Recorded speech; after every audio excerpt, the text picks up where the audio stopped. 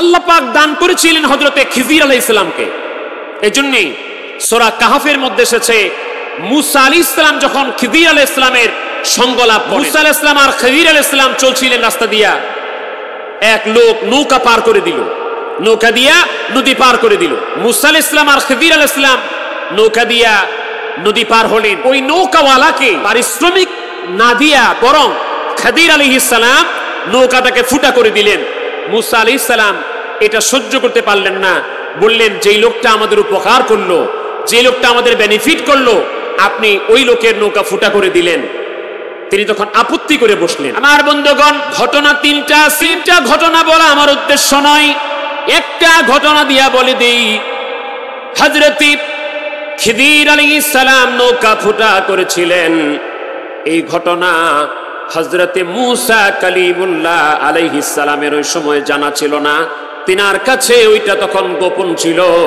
কিন্তু আমার আল্লাহ পাক যাকে ইলমে লাদুন্নি দান করেছেন, ইলমে বেলায়াত দান করেছেন, ইলমে মারিফাত দান করেছেন, সেই খিজির আলাইহিস সালামের কাছে আল্লাহ পাক ওই ঘটনাকে উন্মুক্ত করে দিয়েছিলেন। হযরতে খিজির আলাইহিস সালাম কি জবাব দিয়েছিলেন? বলেছিলেন, ওরে মুসা কালিমুল্লাহ, ওই নৌকা ফুটা করার কারণ হলো এই এলাকার রাজা বাদশা, বড় অত্যাচারী রাজা বাদশা, এই সুন্দর নৌকাটাকে যদি এই রাজা দেখে তাহলে তার নৌকাটাকে নিয়ে চলে যাবে, বিধায় এই গরিব লোকটা বিপদের মধ্যে পড়ে যাবে, মুসিবতে পড়ে যাবে। আমি তার নৌকাটাকে ফুটা করে তার ক্ষতি করি নাই, বরং তার উপকার করে দিলাম। ওই বিদ্যা যার কাছে থাকে, জলিলুল কদর নবী পয়গম্বর মুসা আলাইহিস সালাম, কেমন নবী? হাদিসে বুখারীতে এসেছে, মুসলিম শরীফে এসেছে, মুসা আলাইহিস সালাম একদিন ওয়াজ করছিলেন, আলোচনা করছিলেন, হঠাৎ করে আজরাইল এসে কয়, হুজুর আপনার জানটা কবজ করতে চাই। উনি একটু জালালি হয়ে গেছেন, জালালি হয়ে যা আজরাইল আলাইহিস সালামকে মারছে থাপ্পড়। হাদিসে বুখারীতে আসছে, থাপ্পড় মারার কারণে আজরাইল আলাইহিস সালামের ডান চোখ পড়ে গেছে। আজরাইল আলাইহিস সালাম এক চোখ কানা হয়ে গেছে। আল্লাহর কাছে যায়, কয় আল্লাহ এমন নবীর কাছে পাঠাইছেন যেই নবী আপনার কাছে আসতে মনে হয় চায় না, কি করছে তা আপনি দেখেন না? আমার থাপ্পড় মেরে এক চোখ ফেলে দিয়েছে। ঘটনাটা আমি একটু সামনে বলি, তার আগে বলে দিই, তাহলে বুঝেন যেই নবী মালাকুল মউত আজরাইলকে থাপ্পড় মারে, ওই নবী কেমন নবী। আমরা কি আজরাইলকে থাপ্পড় মারতে পারবো? সুযোগ আছে? কোনদিন চেষ্টা করতে পারবো? একজন নবী আজরাইল আলাইহিস সালামকে থাপ্পড় মেরে দিলেন, চক্ষু একটা চোখ পড়ে গেল। তাই বলে এখন কেউ মনে করিয়েন না যে আজরাইলের মনে এক চোখ কানা, এদিক দিয়ে আসলে ওদিক দিয়ে দৌড়ে যাবো, যাওয়ার সুযোগ আছে? ঘটনা কি হলো একটু পরে বলি, তার আগে বলি ওই নবী মুসা কালিমুল্লাহ সম্পর্কে আমার নবী বলছেন, একদিন মুসা আলাইহিস সালামের উপরে নাজিলকৃত তাওরাত কিতাব নাজিল হয়েছে, যেটা এটা নবীজির সামনে একজন তেলাওয়াত করতেছিলেন। আর একটা বর্ণনা আসছে হযরতে ওমর রাদিয়াল্লাহু তাআলা তেলাওয়াত করছিলেন। নবীজি বললেন, ওমর তুমি কার সামনে কি করো? ওমরে তুমি কার সামনে কি করো? তাওরাত কিতাব তেলাওয়াত করছো? তাওরাত কিতাব তেলাওয়াত করছো আমার সামনে। শোনো, এই তাওরাত কিতাব নাজিল হয়েছে হযরতে মুসা আলাইহিস সালামের উপর। নবীজি তখন একটা কথা বললেন, শোনো, লাউ কানা মুসা হাইয়ান, লাউ কানা মুসা হাইয়ান লা ইত্তিবাঈ। শোনো, এই তাওরাত কিতাব যার উপর নাজিল হয়েছে, ওই মুসা যদি এখন শরীয়তে জীবিত থাকতো, সেই মুসা অবশ্যই তোমার নবীর গোলাম হয়ে যেত, তোমার নবীর আনুগত্যে তাকে আসতে হতো। তার নবীর নবুয়তি থাকতো না, তিনি আর নবী থাকতেন না। ওই মুসা কালিমুল্লাহ নবুয়তের দায়িত্ব আল্লাহর কাছে জমা দিয়া আমি নবীর উম্মত হয়ে যেত। ওই মুসা কালিমুল্লাহকে যিনি থাপ্পড় মেরে আজরাইলের চোখ অন্ধ করে দিলেন, আজরাইল ইসলাম বললেন, আয় আল্লাহ, মুসা আলাইহিস সালাম তো মরতে মনে হয় চায় না। আল্লাহ বলেন, ঠিক আছে। আল্লাহ পাক কুদরত দিয়া আবার আজরাইলের চক্ষুটাকে ভালো করে দিলেন। বললেন, এবার যাও, আমি তোমাকে একটা বুদ্ধি দিয়া পাঠাই। কি বুদ্ধি? বললেন, আমি তোমাকে বুদ্ধি দিয়া পাঠাই, একটা জান্নাত থেকে পশু নিয়ে যাও। পশু নিয়ে গেছেন, মুসা আলাইহিস সালামের সামনে গেছেন। মুসা আলাইহিস সালামকে আজরাইল বলছেন, হুজুর, উনি তখন বাড়িতে, হুজুর আবার আসছি। উনি ভয় পেয়ে গেছেন একটু, আবার থাপ্পড় টোর মারে কিনা। কেন আসছো? এবার একটা অফার আছে আপনার জন্য, একবারে 100% ছাড়ের মতো। কেমন অফার?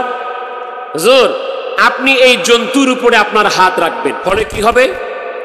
হুজুর আপনার হাতের নিচে যতগুলি পশম পড়বে প্রত্যেকটা পশমের বিনিময়ে আমার আল্লাহ 1 বছর করে আপনার হায়াত বাড়িয়ে দিবেন। তাই? হ্যাঁ, এটাই বলে আমার আল্লাহ পাঠিয়ে। আচ্ছা আজরাইল বলো তো তারপরে কি হবে? আজরাইল বলো তো তারপরে কি হবে? মালাকুল মউত আজরাইল বললেন, ওগো আল্লাহর পয়গম্বর মুসা কালিমুল্লাহ, প্রত্যেকটা পশমের বিনিময়ে 1 বছর করে যখন হায়াত আপনার শেষ হয়ে যাবে, ওই পরিমাণ হায়াত যেদিন শেষ হয়ে যাবে, ওই দিন আমি আবার আপনার কাছে আপনার রূহটা নেওয়ার জন্য আসব। আল্লাহর নবী মুসা আলাইহিস সালাম বললেন, ওরে আজরাইল, ওরে মালাকুল মউত, এতগুলি বছর পরেও যদি তোমার কাছে আমারে ধরা দিতে হয়, এতগুলি বছর দুনিয়াতে থাকার পরে যদি আবার আমাকে দুনিয়া থেকে চলে যেতে হয়, এতগুলি বছর থাকতে চাই না। এই মুহূর্তে আমার রূহটা কবজ করে আল্লাহর কাছে নিয়ে যাও। এবার আপনারা যা বুঝলেন আপনারা বলেন তো, এই দুনিয়াটা কি থাকার জায়গা? থাকার জায়গা ভাই? এই কথাগুলি আমাদেরকে স্মরণ করিয়েছেন যুগে যুগে নবী রাসূলগণ। দুনিয়াটা থাকার জায়গা না। আমার নবীর পরে আর কোন নবী জগতে আসবেন না। আমার নবী শেষ এবং সর্বশ্রেষ্ঠ নবী। তারপরে আমার আল্লাহ জগতে যুগে যুগে এই আল্লাহ ভোলা মানুষদেরকে হেদায়েত করার জন্য, হেদায়েতের বাণী শোনাবার জন্য আল্লাহ পাঠিয়েছেন যুগে যুগে আল্লাহর ওলিদেরকে। তারই ধারাবাহিকতায় এই বাংলাদেশের জমিনে ফরিদপুর জেলার সদরপুর থানার আটরশি গ্রাম থেকে একজন আল্লাহর ওলি প্রচার করতেন, বাবা অমূল্য জীবন স্বপ্নের মতো চলিয়া যায়, হুঁশিয়ার হও, সাবধান হও। বাবা তুমি যত বড়ই জ্ঞানী গুণী বুদ্ধিমান বৈজ্ঞানিক সায়েন্টিস্ট হও না কেন, পরবর্তী মুহূর্ত তোমার ভাগ্যে কি বহন করে নিয়ে আসতেছে সেটা তুমি জানো না। বাবা এই দুনিয়াতে থাকতেই পরপারের সামান কামাই করে নিয়ে যেতে হবে। বাবা আমি আপনাদেরকে ওই পথে ডাকি, বাবা আমি আপনাদেরকে ওই দিক নির্দেশনা দেই, বাবা আমি আপনাদেরকে ওই তরিকার দিকে ডাকি যেই পথে আগালে, যে দাওয়াত গ্রহণ করলে এই দুনিয়াতে থাকতে আপনারা আল্লাহওয়ালা হয়ে কবরে যেতে পারবেন। বাবা আমি আপনাদেরকে ওই পথে ডাকি যেই পথে আগাইলে আপনারা দুনিয়াতে থাকতে বেহেশতের গ্যারান্টি নিয়ে কবরে যেতে পারবেন। বাবা আমি আপনাদেরকে ওই পথেই ডাকি যেই পথে গেলে আপনারা দুনিয়াতে থাকতে আল্লাহকে পেয়ে, দুনিয়াতে থাকতে আল্লাহকে চিনে কবরে যেতে পারবেন। আমরা কি আল্লাহকে চিনে কবরে যেতে চাই? হাত তুলে দেখান চাই।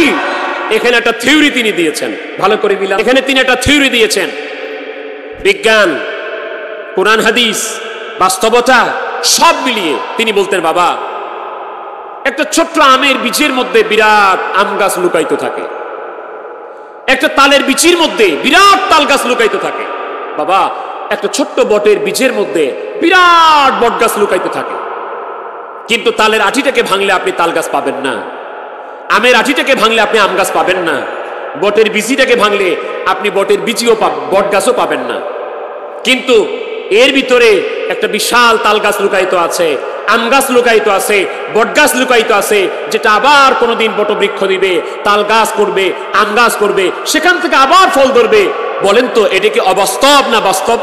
বিশ্বলি খাজা বাবা ফরিদপুরে বলেন, বাবা ঠিক তেমনি ভাবে মানুষের বামিস্তন 2 আঙ্গুল নিচে চামড়া হাড়, এর ভিতরে এক টুকরা গোস্ত আছে বাবা, যেটা ধরফর ধরফর করে, ইংরেজিতে যেটাকে বলে হার্ট, বাংলায় বলে হৃৎপিণ্ড, আরবিতে বলা হয় কলব। আল্লাহর কোরআনের ভাষাটা একটু খেয়াল করেন। আটরশির পীর খাজা বাবা ফরিদপুরে বললেন, বাবা এই কলব থেকে মানুষের বুকের মধ্যে আমরা কোরআনুল কারীম যখন তালাশ করতে লাগলাম, আল্লাহর কোরআন আমাদেরকে বলছে লা তা'মাল আবসার ওয়ালাকিন তা'মাল কুলুবুল্লাতী ফিস সুদূর। আল্লাহর কোরআনুল কারীমের সূরা হজের 46 নম্বর আয়াতে আমার আল্লাহ পাক বলেন, দুনিয়ার মানুষের সবার চক্ষু অন্ধ হয় না, বরং তাদের কাল বন্ধ হয়। ওয়ালাকিন তা'মাল কুলুব, বরং তাদের কাল বন্ধ হয়। এই কাল থাকে কোথায়? আল্লাহর কোরআন বলছেন আল্লাতী ফিস সুদূর, ওই কাল্ব থাকে মানুষের বুকের মধ্যে। সুবহানাল্লাহ। তাহলে আল্লাহর কোরআনের সাথে খাজা বাবা ফরিদপুরীর দর্শন, তার শিক্ষা, তার তরিকার মিল আছে না নাই? সবাই বলেন আছে না নাই? এমনি তিনি বলেন নাই। আর একটু নিচে যাই। নবীজি একদিন, হাদিসটা সহিহ মুসলিম শরীফে, হযরত আবু হুরায়রা বলছেন নবীজি একদিন বললেন ইন্নাল্লাহা লা ইয়ানজুরু ইলা জাসাদিকুম ওয়া আমওয়ালিকুম, আল্লাহ তোমাদের শরীর দেখবে না। এই যে পাগড়ি পরছি, এই যে জুব্বা পরছি, এই যে বেশভূষা, এটা আসলে একটা জায়গার জন্য, এটা একটা স্থানের জন্য, এগুলি সুন্নত বটে। কিন্তু আমার নবী বলছেন আমার আল্লাহ আসলে তুমি টুপিটা কত সুন্দর পরছো, তুমি কত সুন্দর করে পাগড়ি পরছো, কত সুন্দর করে জামা পরছো, কত সুন্দর করে বডি সাজিয়েছো, আমার আল্লাহ তোমার এটা দেখবে না। বরং ইয়ানজুরু, আল্লাহ দেখবেন ইলা কুলুবিকুম, তোমাদের কালবে কি আছে, আমার আল্লাহ এটা দেখবেন। হযরত আবু হুরায়রা বলছেন ফাআশারা বিআসাবিহি ইলা সাদরিহি, নবী যখন বললেন আল্লাহ দেখবেন তোমাদের কালব, তখন আমার নবীজি এই আঙ্গুল দিয়া, কোন আঙ্গুল ভাই? সবাই বলেন কোন আঙ্গুল? আর জোরে বলেন কোন আঙ্গুল? খাজা বাবা ফরিদপুরি তরিকা দিতেন কোন আঙ্গুল দিয়া? ফাআশারা বিআসাবিহি, এই আঙ্গুল দিয়া ইশারা করলেন, দেখালেন বুকের দিকে, এইখানে ইশারা করলে বললেন এই যে কাল আমার আল্লাহ দেখবেন, ওটাই আমার আল্লাহ যেটা দেখবেন। এই আখিরি জামানায় জামানার মুজাদ্দিদ খাজা বাবা ফরিদপুরি তার মুরিদ সন্তানদেরকে ওই আঙ্গুল দিয়া, তার মুরিদ সন্তানদেরকে ওই কালবের দরজা খুলে দিয়েছে। এজন্য আমাদের জাকির ভাইয়ের একটা গজল গায়, আঙ্গুল লাগাইয়া সিনায় কি খেলা খেলা, হারে বিশ্ব পাগল কইরাছে 18 বাবায়, আঙ্গুল লাগাইয়া সিনাই কি খেলা খেলায় বাবায়, আঙ্গুল লাগাইয়া সিনাই কি খেলা খেলা। আমার ভাইরা, নবী আমার দেখালেন এই বুকের মধ্যে থাকে কাল। ওই কথাটাই খাজা বাবা ফরিদপুরি বললেন, বাবা মানুষের বাম স্তন 2 আঙ্গুল নিচে চামড়াহার, এর ভিতরে এক টুকরা গোস্ত আছে বাবা, এটার নাম লতিফা কাল। বাবা ওই কালবের মধ্যে ডুব দিলে আমার আল্লাহরে পাওয়া যায়। আসল জিনিস হলো এই কালবের বিদ্যা। এজন্য খাজা বাবা ফরিদপুরি কেবলা জান হুজুর খাজা বাবা ফরিদপুরি একদিন, তখন অনেক বড় দরবার ছিল না, বিশ্ব জাকের মঞ্জিল এত শান শওকতওয়ালা ছিল না, টিনের ঘর, তার আগে ছনের ঘর। এখনো দরবার শরীফে গেলে দেখবেন আপনারা পুরাতন বাড়ির সেখানে জাকের ক্যাম্প, সেখানে হুজুর কেবলা জান প্রথম দিকে যে ঘরটা তৈরি করেছিলেন ওই ঘরটার একটা ছবি দেওয়া আছে। সেইখান থেকে আস্তে আস্তে আস্তে আস্তে আজকের সেই বিশ্ব জাকের মঞ্জিল। আবার অনেকে মনে করেছিল কি জানেন, অনেকেই ওই যে একটা কথা আছে না, গাছে কাঁঠাল আর গোপে তেল, এরকম প্রবাদ আছে না ভাই, গাছে কাঁঠাল গোপে তেল। তারা চিন্তা করেছিল ৮০ পীর তো মরে গেছে, অতএব ৮০ দরবার বন্ধ হয়ে যাবে, ৮০ পীর আর নাই তাদের ভাষায়, অতএব ৮০তে আর মানুষ যাবে না। আচ্ছা আপনারাই বলেন তো, ২০০১ সালে খাজা বাবা ফরিদপুরি তিনি পর্দা নিয়েছেন, ইন্তেকাল করেছেন, ওফাত লাভ করেছেন। ২০০১ সালের আগে যত মানুষ বিশ্ব জাকের মঞ্জিল ৮০তে যাইতো, এখন কি তার চেয়ে কম যায় না বেশি যায়? বন্ধ হইছে? আর একটু জোরে বলেন, বন্ধ হইছে? কাহিনী কি? কেন বন্ধ তো হয় নাই, বরং দিন দিন বাড়তেছে। আমি কাউকে ছোট করছি না, কারো অনুষ্ঠানকে ছোট করছি না, তবে অনেকে আপনারা ধারণা করতে পারেন আমাদের ঢাকার বিভিন্ন জায়গায় একটা অনুষ্ঠান 2টা অনুষ্ঠান হয়, এটা বুঝি বাংলাদেশের সবচেয়ে বড় অনুষ্ঠান। অনেকে ধারণা করে এটা মিডিয়া কাভার করে, তো এটা মিডিয়া ফোকাস করে, আর আখিরি মোনাজাতকে কেন্দ্র করে মানুষগুলি যায় একটু আল্লাহুম্মা আমিন বলে। অনেকে মনে করতে পারেন এটা বুঝি বাংলাদেশের সবচেয়ে বড় অনুষ্ঠান, মনে করতে পারেন, কিন্তু আমি ভাটারাবাসীকে, ঢাকাবাসীকে, রাজধানীবাসীকে মাইকের আওয়াজ যতদূর যায় ততদূর পর্যন্ত সবাইকে দাওয়াত দিলাম, এবার বিশ্ব জাকের মঞ্জিল আট্রসি দরবার শরীফে, ওরস শরীফে এসে দেখে যান। আপনি বলতে বাধ্য হবেন আট্রসি বিশ্ব জাকের মঞ্জিলের ওরস শরীফের মানুষ ধরতে পারে, সেখানে যত মানুষ যায়, যত বড় অনুষ্ঠান হয়, ওই অনুষ্ঠানের জায়গা দিতে পারে এইরকম কোন মাঠ, জায়গা গোটা ঢাকা শহরে কোথাও নাই। যদি বাই চান্স বিশ্ব জাকের মঞ্জিল আট্রসির ওরস শরীফকে ঢাকার জমিনে ঘোষণা দিয়া একদিনের জন্য দেওয়া যায়, শুধু দুই একটা রাস্তাঘাট না, আমরা বাস্তব কথা বলছি, গোটা ঢাকা শহরের অলি গলি অচল হয়ে যাবে। আমি দেখার জন্য দাওয়াত দিলাম। এটার কারণ কি? এটার মূল কানেকশন কোথায়? এটার রুট কোথায়? এটার মূল পাওয়ার হাউস কোথায়?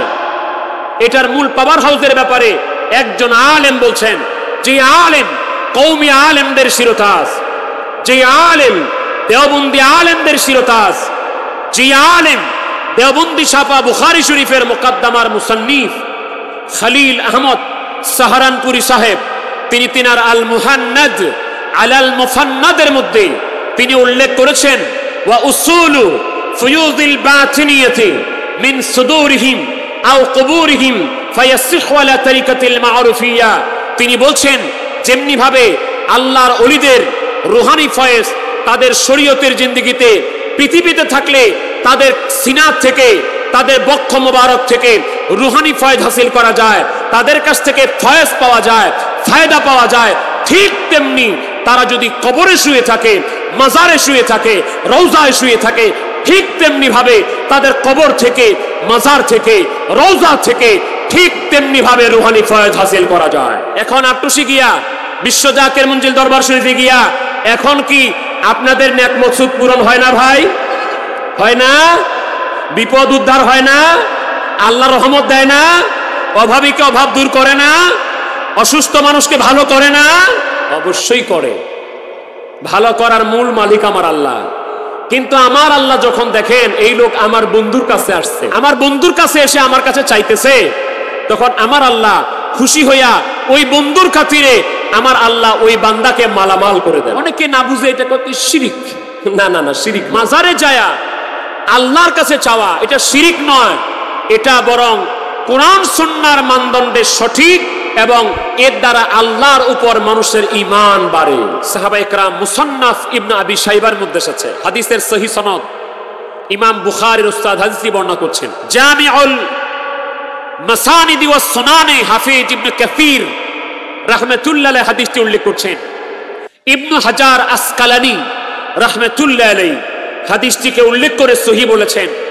সাহাবায়ে কেরাম এবং তাবেঈগণ অনাবৃষ্টিতে পড়ে গেল, অনাবৃষ্টিতে পড়ে গিয়ে তেনারা এমনি দোয়া করছেন, দোয়া কবুলে বৃষ্টি হয় না, তার সবাই মিলে চলে গেলেন আমার দয়ান নবী রওজা পাকে। দয়ান নবী যে রওজা পাকে যেয়ে বলছেন, ইস্তাসকি লি উম্মতিক ইয়া রাসূলুল্লাহ, হুজুর আপনি আপনার উম্মতের জন্য আল্লাহর কাছে বৃষ্টি প্রার্থনা করুন, কেননা মদিনায় বৃষ্টি না হওয়ার কারণে আল্লাহর সৃষ্টিদের কষ্ট হচ্ছে। তাহলে এই কথা যদি সাহাবায়ে কেরাম তাবেঈগণ নবীর রওজা পাকে যে নবীকে বলতে পারেন, হুজুর ইস্তাসকি লি উম্মতিক, আপনি আপনার উম্মতের জন্য আল্লাহর কাছে বৃষ্টি চান, তাহলে সাহাবীরা তাবেঈরা নবীজিকে রওজা পাকে মরা মনে করতো না জিন্দা? আর একটু জোরে বলেন না, মরা না জিন্দা? আল্লাহর হাবিবের কদম মোবারকে নালিশ দিয়ে চলে আসলেন দিনের বেলা। নবীজি রাত্রে বেলা স্বপ্নে দেখাচ্ছেন, নবীজি বলছেন সাহাবীরে, তোমার আমিরুল মুমিনিন ওমরকে যে বলে দিও আমার আল্লাহ রাব্বুল আলামিন অচিরেই এই মদিনাতুল মুনাওয়ারায় রহমতের বৃষ্টি দান করবে। এবার আসুন, যে বুখারী শরীফ আশেপাশের সব কওমি মাদ্রাসাগুলিতে পড়ানো হয়, বাংলাদেশে পড়ানো হয়, সারা পৃথিবীতে পড়ানো হয়, এই বুখারী শরীফের মুসান্নিফ, যিনি লেখক, যিনি রাইটার, আবু আব্দুল্লাহ মুহাম্মদ ইবনে ইসমাইল বুখারী রাহমাতুল্লাহ আলাইহি ইন্তেকাল করছেন এবং এলাকার লোকগুলি অনাবৃষ্টিতে পড়ে গেল। তখন একজন আল্লাহর ওলি বললেন, যে গভর্নর আপনাকে একটা পরামর্শ দিই। জি দেন। বলে একটা পরামর্শ হলো যে আপনি রাষ্ট্রীয় 3 দিন ছুটি ঘোষণা দেন। ইরশাদুস সারিতে উল্লেখ। বললেন এই 3 দিন কি হবে? বললেন এই 3 দিন আমরা এত তো বৃষ্টি চাইলাম, বৃষ্টি হচ্ছে না, আমরা এই 3 দিনে ইমাম বুখারীর মাজার শরীফে যাব, যে ইমাম বুখারীর মাজার শরীফের কাছে যে আল্লাহর কাছে দোয়া করব, আমার আল্লাহ অবশ্যই বৃষ্টি দিবেন বলে আমাদের বিশ্বাস। গভর্নর 3 দিন ছুটি ঘোষণা করল।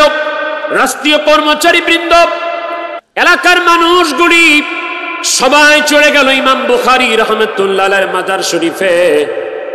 যায় বৃষ্টির জন্য আল্লাহর দরবারে হাত বাড়ালেন। মাজার শরীফ জিয়ারত করে যখন আল্লাহর দরবারে হাত বাড়িয়েছেন, দোয়া এখনো শেষ হয় নাই, আমার আল্লাহ মুষলধারে বৃষ্টি দান করলেন। এমন বৃষ্টি, 1 দিন না, 2 দিন না, 3 দিন না, একাধারে 7 দিন বৃষ্টি হলো। ছুটি ছিল কয় দিনের? 3 দিন। ওর আর বাড়ি আসতে পারলো না, ছুটি লং করতে হলো, 7 দিন অটোমেটিকলি ছুটি হয়ে গেল। তাহলে আল্লাহ রহমত পাবার জন্য নবী রাসূলদের কাছে যাওয়া, তাদের মাজার শরীফে রওজা পাকে যাওয়া, ওলি আল্লাহদের মাজার শরীফ রওজা পাকে যাওয়া, এটা ইসলাম বহির্ভূত কাজ নয়, এটা শিরক নয়, বরং এটা ইসলামে জায়েজ জায়েজ এবং যুগের ইমামরা এই কাজটা করেছেন। আমরা বলি আলহামদুলিল্লাহ। তাহলে এবার বুদ্ধি করে বলেন আরেকটা কথা, এই বাংলাদেশে ইসলাম প্রচার করেছেন আল্লাহর ওলি পীর মাশায়েখরা, এই কথা কি মিথ্যা? পীর মাশায়েখদের অবদানকে স্বীকার করেই বলতে হবে। বিশ্ব জাকের মন্দিরের আজকে যে প্রোগ্রাম হচ্ছে, এখানে কোনো রাজনৈতিক দলের ব্যানার নাই। রাজনীতি করার জন্য আমরা এখানে বসিও নাই, কোন দলীয় রাজনীতিকে প্রমোট করার জন্য কথা বলছি না। একটি বিষয়কে ইঙ্গিত দিয়ে যাচ্ছি, যারা এদেশের ওলি আল্লাহদের বিরুদ্ধে কথা বলে, আল্লাহর ওলিদের দরবার শরীফ, পীর মাশায়েখদের দরবার শরীফকে মিটিয়ে দিতে চায়, তাদেরকে স্পষ্ট ভাষায় বলে দিতে চায়, আমরা রাজনীতি করি না। কিন্তু জেনে রাখেন, আপনি অরিজিনাল ক্যালকুলেশন করে দেখেন, এই বাংলার জমিনের 70 থেকে 75% মানুষ কিন্তু আল্লাহর ওলি এবং পীর মাশায়েখদেরকেই সমর্থন করে। অতএব এই দেশে যদি সমর্থন নিতে হয়, এই দেশে যদি ক্ষমতার মসনদে বসতে হয়, এই দেশে যদি এই মুসলমানদের সমর্থন নিতে হয়, তাহলে ওলি আল্লাহদের মাজারে হামলা করে নয়, ওলি আল্লাহদের দরবারে হামলা করে নয়, ওলি আল্লাহদের মাজার পুড়িয়ে নয়, বরং আল্লাহর ওলি পীর মাশায়েখদেরকে সম্মান করেই এদেশে চলতে হবে। আল্লাহর ওলি খাজা বাবা ফরিদপুরি কুদ্দুস সিরহুল আজিজ ইন্তেকাল করেছেন 2001 সালে। দরবার শরীফ কমেছে না বেড়েছে? সব আলেমরা একমত, যারা মুহাক্কিক আলেম তারা একমত। কি ব্যাপারে? একজন আল্লাহর ওলি, যিনি আল্লাহর মকবুল বান্দা, কামেল ও মুকাম্মেল ওলি, মুমিনে কামেল, তিনি শরীয়তে পৃথিবীতে থাকলে তার রুহানি পাওয়ার যত, তার রুহানি ক্ষমতা আল্লাহ যত দেন, পর্দার অন্তরালে চলে গেলে, আধ্যাত্মিক জগতে বিচরণ করলে আমার আল্লাহ কমপক্ষে 70 গুণ রুহানি পাওয়ার আরো বাড়িয়ে দেন। যার বাস্তবতা দেখতে চাইলে 8 রশি দরবারে যান, যার বাস্তব নিদর্শন দেখতে চাইলে খাজা বাবা ফরিদপুরি রহমতুল্লাহের দরবার শরীফে যান। যেই দরবারে গিয়া নিয়ত করে আল্লাহ রহমত পাওয়ার জন্য গেলে, ওই দরবারে আমার আল্লাহ পাক ওই দরবারে পাও ফেলার পরবর্তীতে নিয়ত সহি থাকলে সাথে সাথে আমার আল্লাহ নেক মকসুদ পূরণ করে দেয়। এটা বাস্তব কথা আপনাদের সামনে তুলে ধরি। কথাটা আমি আরেক 2-1 জায়গায় বলেছিলাম, আজকেও ঢাকাবাসীকে শোনাই দিই। কুমিল্লাতে আমার এক যুবক ভাই, অনেকদিন আগে 7-8 বছর হবে, কুমিল্লাতে ওয়াজ করতে গেছি। এক যুবক ভাই আমার খুব খেদমত করার চেষ্টা করলো। আমি কি খাবো, কোথায় ঘুমাবো, কোথায় থাকবো, কি লাগবে, অনেক ব্যস্ত হয়ে গেল। তো আমি চিন্তা করলাম যে অন্যদের বেলা তো এরকম আদর যত্ন পাওয়া যায় না, এই যুবকটা একটু ব্যতিক্রম কেন? ভাই এত কিছু করতেছেন কেন? এত কিছু লাগবে না। উনি বলেন, ভাই যান, আমি তো আপনাকে দিয়ে চিন্তা করতেছি না, আমি চিন্তা করতেছি আপনি আমার পীরের দরবার থেকে আসছেন। অতএব আপনাকে সম্মান করা, মাসুদকে সম্মান করা না, হামিদ সাহেবকে সম্মান করা না, আমি মূলত আপনাকে এটুকু সম্মান করে আমার পীর কেবলাদারকে সম্মান করার চেষ্টা করছি। আমি শুনতেছি, বললাম না ভাইজান, এটা তো সবার বেলায় দেখা যায় না। তো উনি বললেন, ভাইজান, যেই পীরের খাতিরে আমার আল্লাহ এখন পর্যন্ত আমাকে দুই পায়ে দাঁড় করিয়ে রাখছে, ওই পীরকে সম্মান করব না তো কাকে করব? তো আমি বললাম, কেন, কিভাবে? বললো যে এক অ্যাক্সিডেন্টে আমার পাওটা, দুইটা পাই প্রায়, একটা পায়ে হালকা ভর দিতে পারি, দুইটা পায়ে প্রায় অচল হয়ে গেল, অবশ্য হয়ে গেল। ট্রিটমেন্ট করলাম, চিকিৎসা করলাম, ভালো হয় না। দেশের ডাক্তাররা ঢাকা পঙ্গু হাসপাতালে ট্রিটমেন্ট করলো। ডাক্তাররা বলল, আমাদের বাংলাদেশে আর কোনো ট্রিটমেন্ট তোমার নাই, তুমি বহির্বিশ্বে উন্নত চিকিৎসা করতে পারো, সেখানে চিকিৎসা করে তুমি দেখতে পারো যে তোমার পাও ভালো হয় কিনা। তবে আমাদের যেটা এক্সপেরিয়েন্স, তুমি আর দুই পায়ে দাঁড়াতে কোনোদিন পারবা না, তাতে তোমার অনেক টাকা খরচ হবে। তো এই যুবক বলল, এত টাকা জোগাড় করার ক্ষমতা এখন আমার নাই। আর ডাক্তার বলছে, এটা জাস্ট সান্ত্বনা, বিদেশে গেলে ভালো হতেও পারি, নাও হতে পারি। তো যাক, যেহেতু কোনো গ্যারেন্টি নাই, চলতেছি। বললেন, আমি দুই পাশে দুইটা কি জানি বলে ক্রাশ না, ক্রাশ হাতে নিয়ে চলতে লাগলাম। আর কান্না ছাড়া আর কোনো গতি পাচ্ছি না। জীবনের স্বাদ হারিয়ে ফেললাম। যৌবনের কত স্বপ্ন ছিল, একদিন বড় হব, এটা করব, ওটা করব, সব স্বপ্নগুলি আমার চোখের পানি দিয়ে ভাসতে লাগলো। বসে বসে কাঁদতেছি। হঠাৎ একদিন এক লোক এসে বলল, যুবক, তুমি কাঁদো কেন? আমার এই যে অবস্থা, সেই জন্য কাঁদি, আমার তো আর কোনো ভবিষ্যৎ নাই, ডাক্তার বলেছে আমি আর ভালো হব না। তাই ওই লোক বলল, আচ্ছা শোনো, তোমাকে একটা জায়গার সন্ধান দিব, তুমি কি যাবা সেখানে? বলল, সেখানে গেলে কি হবে? বলল যে সেখানে গেলে আমি যেটা বাস্তবতা দেখেছি, সেখানে গেলে আমার আল্লাহ তোমাকে পরিপূর্ণ সুস্থ করে দিতে পারে। এই বাংলাদেশের কোনো ডাক্তার আমাকে ওই অভয় দিতে পারে নাই। আপনি যেহেতু আমাকে অভয় দিচ্ছেন, বলেন তো কোথায়? আমি তো অনেক চেষ্টা করে হলো সেখানে যাব। উনি বললেন, ওই লোক বললেন, আমার পীর হলো খাজা বাবা ফরিদ, সেখানে চলো, তোমার চাইতে কঠিন কঠিন রোগী আল্লাহ ভালো করে দিয়েছে। তো যুবক শোনার সাথে সাথে কয়, শুনছি উনি নাকি ভণ্ড। উনি আবার সাথে সাথে জিব্বায় কামড় দিয়ে কয়, না না না, আসলে আমি তো যাই নাই, মানুষে বলে, আর মানুষে বলে, মানুষে তো অনেক কিছু বলে, বলে না ভাই? তবে আমি আপনাদেরকে আহ্বান করি, দাওয়াত দিয়ে যাই, বিশ্ব জাকের মঞ্জিল আক্রোশী দরবার শরীফে রাত ৩টা থেকে শুরু করে পরবর্তী এশার নামাজের পরে 500 বার দুরূদ শরীফ পড়া পর্যন্ত যে আমলগুলি হয়, যে আমল শিক্ষা দিয়েছেন খাজা বাবা ফরিদপুরি, এর একটা আমলের মধ্যে ভণ্ডামি নাই, শরীয়ত বিরোধী নাই, প্রত্যেকটা কোরআন হাদিস ইজমা কিয়াস সম্মত। যেরকম আলহামদুলিল্লাহ, কোরআন এবং হাদিসকে আমরা যখন দেখেছি, যদিও পীরের দরবার শরীফের এগুলি ওভাবে আমাদের দেখার ইচ্ছা না, আমার জীবনে, আমি অধমের জীবনে আমি সেগুলিকে নিয়ে একটু পড়াশোনা করার চেষ্টা করেছি। আমি দেখেছি প্রত্যেকটা কোরআন হাদিস ইজমা কিয়াস দ্বারা সমর্থিত। কারণ দয়ান নবীর সত্য তরিকায় ইসলামের বাইরের আমল থাকবে, এরকম তো হতে পারে না।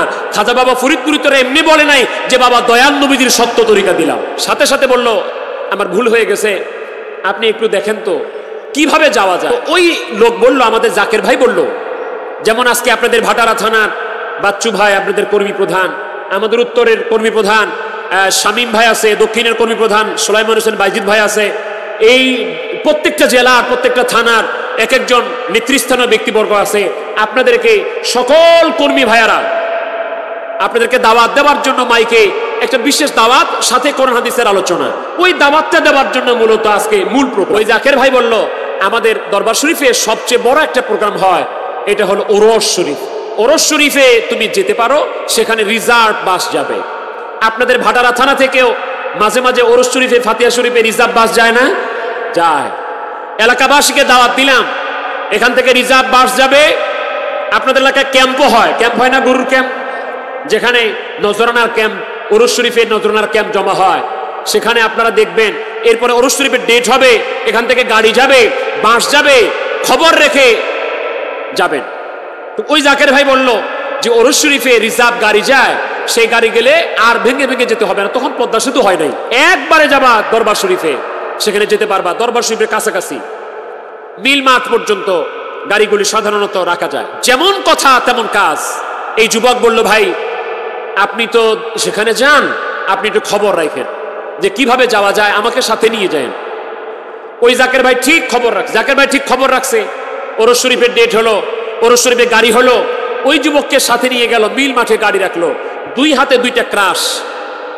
মিল মাঠ থেকে দরবার শরীফে স্বাভাবিকভাবে হেঁটে আসলে 5 মিনিটের মতো সময়, কিন্তু এই যুবক তো হাঁটতে পারে না। মিল মাঠ থেকে দরবার শরীফের গেটে আসতে আসতে তার সময় প্রায় 40 থেকে 45 মিনিট সময় লেগে গেল।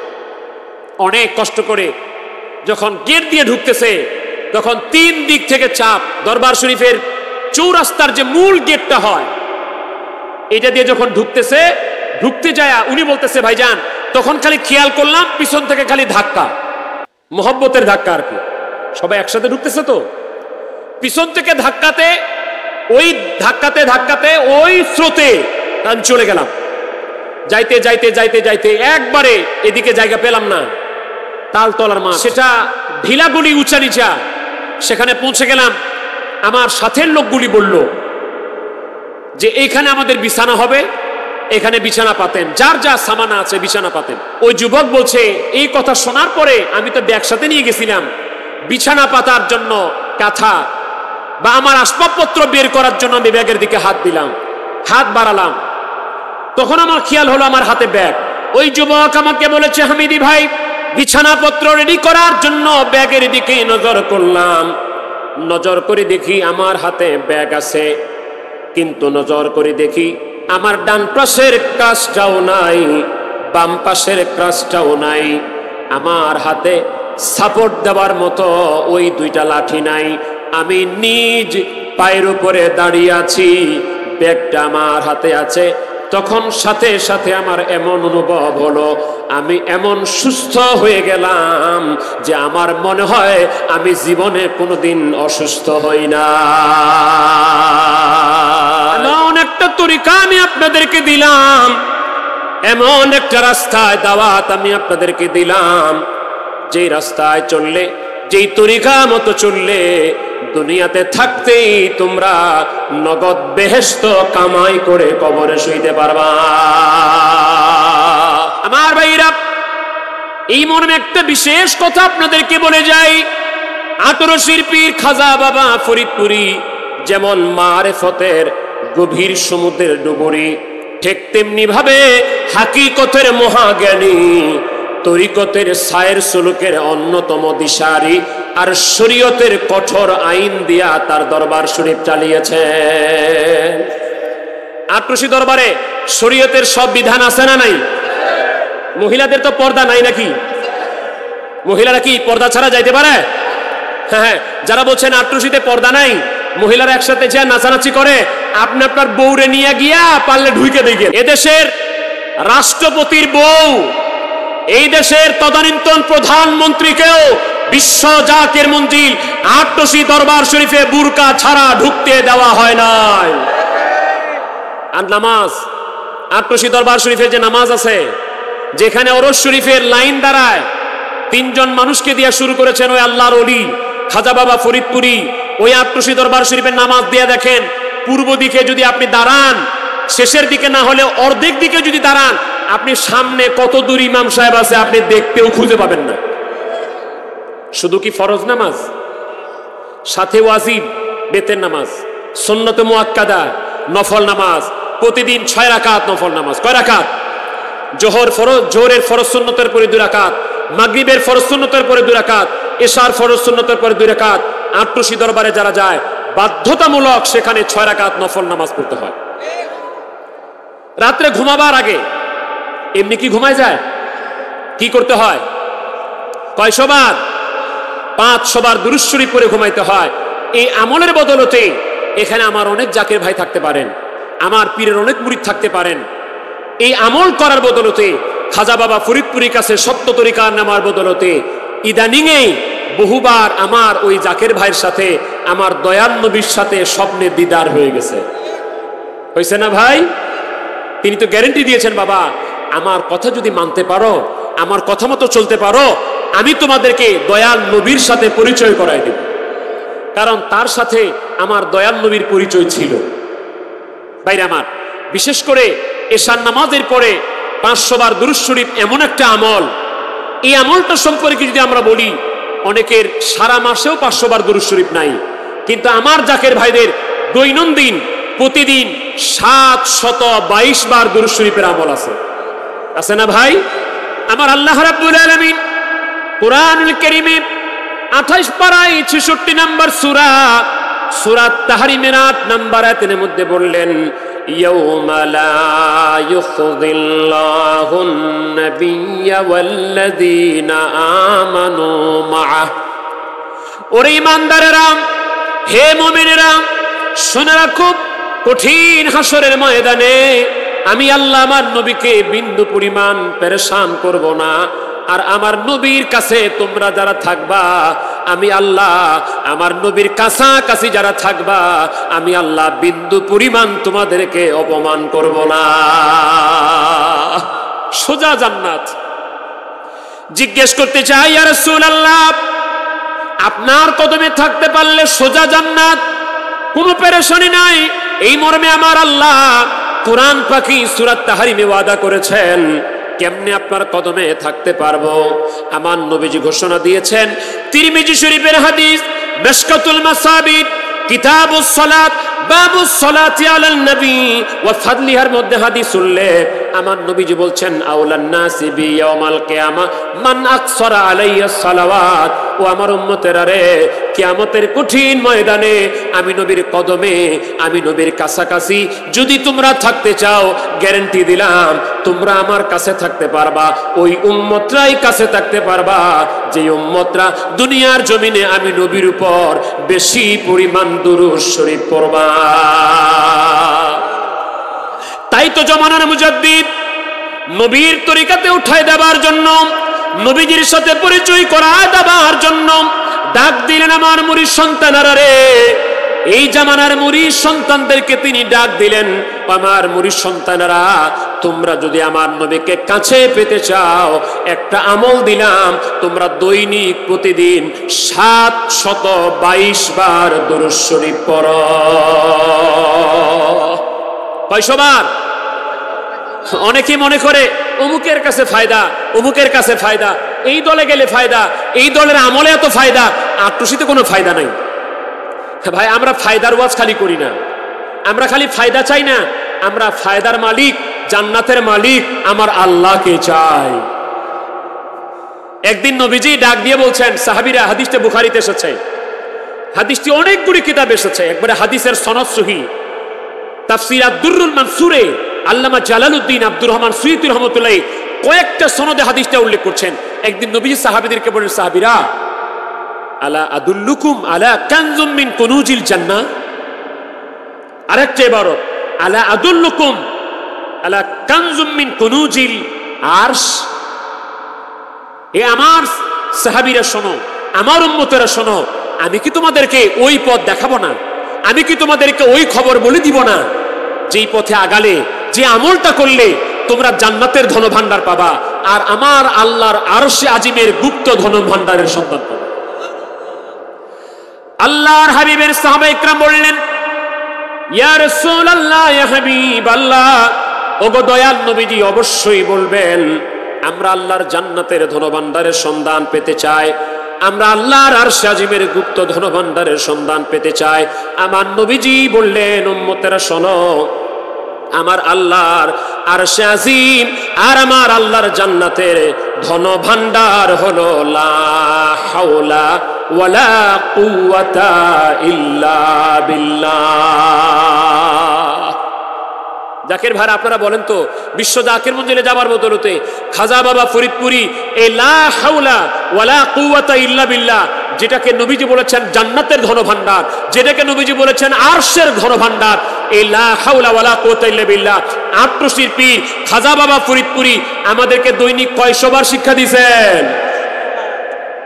কই? তাহলে আট্টশি পীরের আমল, শিক্ষার আমলের মধ্যে ফায়দা আছে না নাই?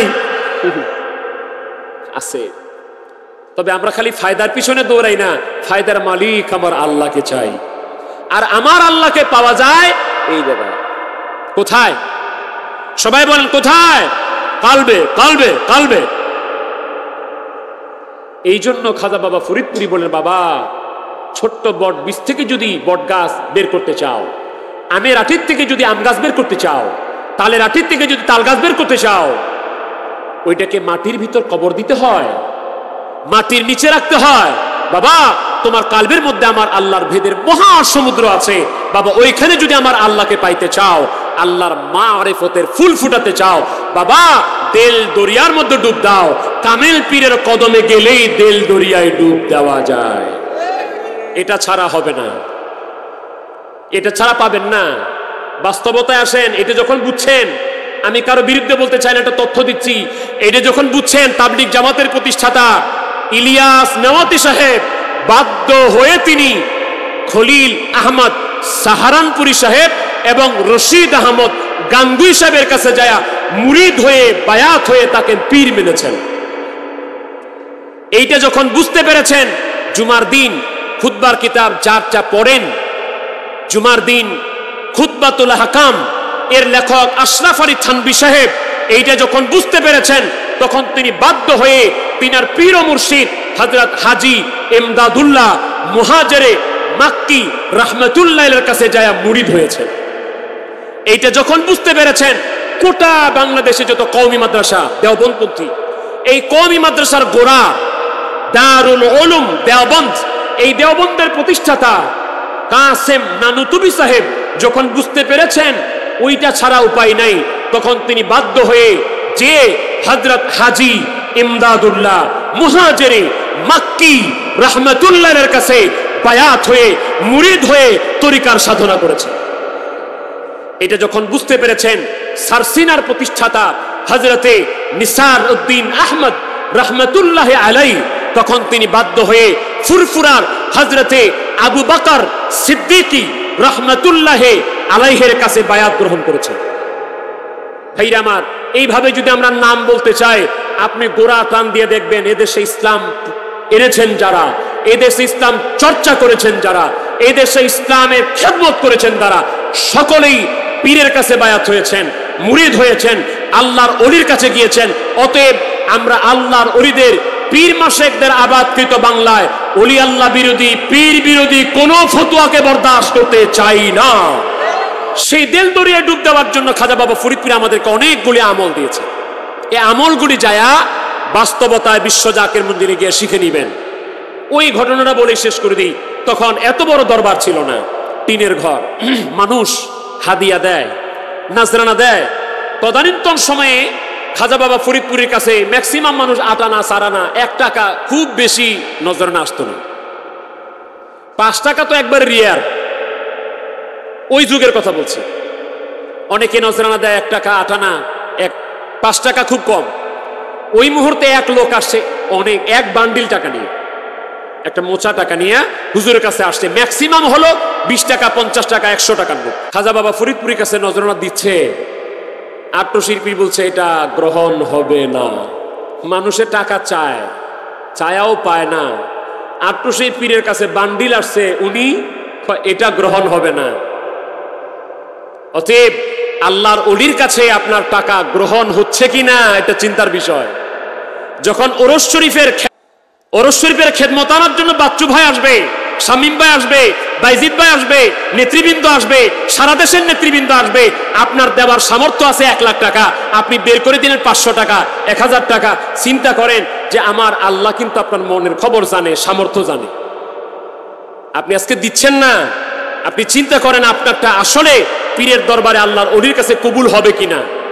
আমার আল্লাহ কিন্তু বাস্তবতায় অনেক বেশি টাকা কবুল করেন না, বা ওইটা দেখেন না, মন দেখেন। মনটা কি? সামর্থ্য আছে 1 লাখের, আপনি দিচ্ছেন 500 টাকা 1000 টাকা, এটা কি মন হইল? সামর্থ্য আছে 500 টাকা আর উনি 500 দিবেন, সামর্থ্য আছে 100 টাকা আর উনি 100 টাকা দিবেন। যার 1 লাখ টাকা 10 লাখ টাকা আছে, উনি মন খুলে উজাড় করে 1 লাখ 10 লাখ 5 লাখ দিবেন। ভাইজান, আমার পীরের দরবার শরীফে বিশাল মসজিদ আছে। সেই মসজিদ ইনশাআল্লাহ খুব অচিরে, আশা করছি আল্লাহ পাক যদি ইচ্ছা করবেন, কেবলাজান হুজুর আওলাদগণ এটা নির্মাণ করবেন। এটা হলে দেখবেন পৃথিবীর সর্ববৃহৎ সুন্দর মসজিদের একটা মসজিদ বিশ্ব জাকের মঞ্জিলের। আমার খাজা বাবার কাছে এক লোক নালিশ করছে, হুজুর আপনার বৃহৎ পরিকল্পনা, আপনি যদি হুকুম দেন দয়া করে আমি একাই গোটা মসজিদটা বানাই দিতে চাই, কেবলাজান হুজুর এটা অ্যাকসেপ্ট করেন নাই। অতএব আমার পীরের দরবারে ওই রকম টাকা দেওয়ার মানুষ রেডি হয়ে আছে। আপনি মনে করেন না আপনার 1 লাখ টাকা, 2 লাখ টাকা, 500 টাকা, 1000 টাকা দিয়া ওরস শরীফে না দিলে ওরস শরীফ হবে না। আমার পীরের দরবারে আমার আল্লাহ পাক বলছেন, বাবা এই দরবারের মালিক আমি না, এই দরবারের মালিক হলো আমার আল্লাহ। মদিনাওয়ালার পক্ষ থেকে এই দরবারের পাহারাদার হলাম আমি।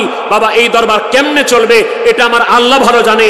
বাবা এই দরবারে মেহমান পাঠাবার আগে আমার আল্লাহ পাক এই দরবারে মেহমানের মেহমানদারি পাঠাবেন, এই মর্মে আল্লাহর সাথে আমার চুক্তি হয়েছে। এটা আধ্যাত্মিক জগতের কথা, সেই গ্রহণযোগ্যতা আছে বিশ্ব জাকির মঞ্জিলের। অতএব সেই দরবার শরীফে ওরস শরীফের খেদমত আপনারা কে প্রাণ খুলে করবেন?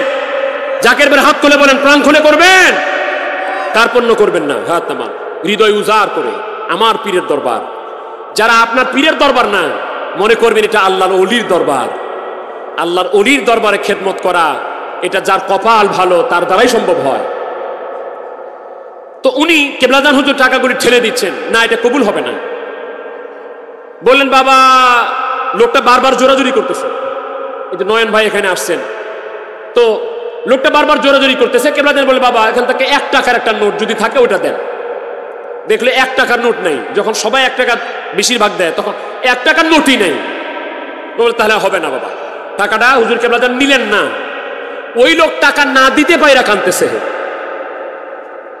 টাকা না দিতে পাইরা কেবলাজান নিলেন না কেন এটার জন্য কাঁদতেছেন। আর আমাদের মধ্যে কিছু মানুষ আছে আট্রসিয়া তো গরু যায় কেন এই দুঃখে কাঁদতেছে, আছে না ভাই? আট্রসিয়া তো গরু যায় কেন এই দুঃখে কান্নাকাটি। ইজ্জতের মালিককে যারা বলবে পীরের দরবারে গরু দেওয়া যাবে না, চাইল ডাইল দেওয়া যাবে না, তাদের কাছে 100 গ্রাম বাদাম কিনে দিয়েন। দেওয়ার পরে বলবেন যে ভাইজান এটা আপনার জন্য আনছি। আইরে উনি কি খাবে না ফেরত দিবেন? আচ্ছা বাদাম টাদাম যদি না নেয় কমপক্ষে বাইতুল মুকাররম থেকে একটা জায়নামাজ এনে দিয়েন। নিবে না ফেরত দিবে? নিবে। নিচে মনে করেন 2-1 তো নামাজ কালাম পড়ছে, অথবা বাদাম দিছেন বাদাম খাইছে, বাদামটাই বলুন বাদাম খাইছে 2-4টা, এরপরে বলবেন ভাইজান থামেন কেন? কই যে আমি আপনাকে বাদাম দিলাম, আপনি বাদাম নিলেন খাইলেন, এবার দলিল দেন যে বাদাম হাদিয়া নেওয়া জায়েজ খাওয়া যায়। উনি যদি বাদাম হাদিয়া নেওয়া খাবার দলিল দেয় যে হ্যাঁ এই ফতুয়া দ্বারা বাদাম নেওয়া জায়েজ খাওয়া জায়েজ, তাহলে আপনি স্লো পজিশনে বলে দিবেন যেই ফতুয়ায় আমার বাদাম আপনি নেওয়া জায়েজ খাওয়া জায়েজ, ওই ফতুয়ায় আট্রসি দরবারে গরু চাইল ডাইল দেওয়াও জায়েজ। হ্যাঁ যদি কয় দলিল না এটা দেওয়া যাবে না, তাহলে এখন যেহেতু আপনি বলছেন নেওয়া যাবে না, এবার পেটে যেই কয়টা ঢুকাইছেন বাইর করেন, কাইত হয়ে যাইব গা। তাইলে আমরা পীরের কদমে আল্লাহর ওলিকে আল্লাহ রাসূলকে পাওয়ার জন্য দিতে পারলে খুশি। অনেকেই আমরা দেই কেন এগুলো বেজার, কানতে থাক। কেবলাজান হুজুর টাকা ফেরত দিলেন, ওই লোকটা কানতেছে হুজুর আমার টাকা নেয় না কেন। ওই লোকটা কানতেছে। আর লাল মিয়া সাহেব সহ আরো 2 জন, একজন মৌলানা সাহেব ছিলেন আরেকজন মানুষ, 3 জনে এই ঘটনা দেখলেন। ওনারা যায়া চায়ের দোকানে গল্প করতেছে, চা খাইতেছে আর গল্প করতেছে। আরে আট্রসির পীর এমন কি বিদ্যা নিয়ে আসলো, এমন কোন এলেম নিয়ে আসলো, এমন কোন বিদ্যা আনলো যেই বিদ্যা অর্জন করলে মানুষ তার কাছে এত টাকা দেয়, বান্ডিল কা বান্ডিল টাকা দেয়, ঠেলে ফালায় দেয়, তারপরেও দিতে চায়। এই নিয়ে আলোচনা করতেছে আর চা খাইতেছে। হঠাৎ করে মাইকে ডাক আসলো, বলো সাহেব আসেন হুজরা শরীফে। উনি চায়ের কাপ ওই মুহূর্তে ফালাই দিয়ে দূর দিয়ে আসছে, আইসা হুজুরের সামনে দাঁড়াইছে। হুজুর কেবলাজান হুজরা শরীফে। কেবলাজান হুজুরের মুখোমুখি যখন হয়েছে তখন খাজা বাবা ফরিদপুরি বললেন বাবা এটা ওই বিদ্যা। সুবহানাল্লাহ বলেন। ওনারা গল্প করতেছে চায়ের দোকানে যে কোন বিদ্যা অর্জন করলে এটা পাওয়া যায়। চায়ের দোকানে অনেক দূরে। উনাদেরকে মাইকে ডেকে 3 জনে আসছে, আইসের সামনে বললে বাবা এইটা ওই বিদ্যা যেই বিদ্যা অর্জন করলে আপনিও পারবেন বাবা। এটা বলেই খাজা বাবা ফরিদপুরি ভিতরে চলে গেল। গাউসুল আজম ফরিদপুরি, গাউসুল আজম খাজা বাবা আউলিয়ার সরদার, তোমাকে দিয়াছেন আল্লাহ রহমতের ভান্ডার বাবা রহমত তুমি নায়েবে রাসূল তুমি আল্লাহরই মকবুল তুমি অকুলের অকুল পাইলে তোমার দেখা পাইলে তোমার দেখা পরাণ হয় বুলবুল তুমি নায়েবে রাসূল গাউসুল আজম খাজা বাবা গাউসুল আজম দয়াল বাবা আউলিয়ার সরদার তোমাকে দিয়াছেন আল্লাহ রহমত ওরস বছরে একবার মানুষ যায় লাখে লাখ দেখতে পবিত্র দরবার দরবার শরীফে আসেন রওজা শরীফে আসেন দয়াল বাবা জান তোমাকে দিয়াছেন আল্লাহ রহমতের ভান্ডার বাবা রহমত ওরস শরীফের দাওয়াত দিয়ে গেলাম নির্দিষ্ট তারিখ ঘোষণা হবে এবার মনে একটু আগে হবে আর কি নির্দিষ্ট তারিখ ঘোষণা হলে আপনারা জাকের ভাইরা সবাই যাবেন জাকের ভাইরা হাত তুলে দেখেন আপনারা যাবেন যারা আমার পীর কেবলা হুজুরের মুরিদ সবাই যাবেন হাত নামান এবার আরেকটা ওয়াদা করেন নিয়ত করেন আপনারা খালি একাই যাবেন না সাথে কমপক্ষে একজন মানুষ নিয়ে যাবেন কে কে হাত তুলে দেখেন একাই যাবেন না সাথে কমপক্ষে একজন বেশি পারলে বেশি ভালো লাভ কি হবে আপনার দাওয়াতে যেই লোকটা দরবার শরীফে গেল এই লোকটা সারা জীবনে যতগুলি তরিকার আমল করবে নফল নামাজ পড়বে ফাতিহা শরীফ পড়বে খতম শরীফ পড়বে দুরূদ শরীফ পড়বে আপনার দাওয়াতের মাধ্যমে সেই লোকগুলি যতদিন আমল করবে ওই লোক যত সওয়াব পাবে আপনিও সমান সওয়াব পাবেন এবার যারা আটশি যান নাই ওই লোকগুলিকে আমি হাত তুলতে বলি যারা এখনো যান নাই একটু হাত তুলেন তো যারা যান নাই এখনো একদিনও যান নাই যারা একদিনে যান না হাত তুলেন আমি আপনাকে বাধ্য করবো না হাত তুলে রাখেন আর টাকা পয়সা চাবো না টাকা কালেকশন করতে আসি নাই হাত তুলে রাখেন আপনারা নিয়ত করেন আল্লাহ যদি তৌফিক দেয় যে আল্লাহর ওলির দরবার কেমন একদিন দেখতে যাব পারবেন ভাই যে কেমন আল্লাহর ওলির দরবার আটশি একদিন দেখতে যাব নিয়ত করেন আল্লাহ আমাদের তৌফিক দান করুন আমিন ওয়া আখিরি দাওয়ানা আনিল হামদুলিল্লাহি রাব্বিল আলামিন আসসালামু আলাইকুম ওয়া রাহমাতুল্লাহি ওয়া বারাকাতুহু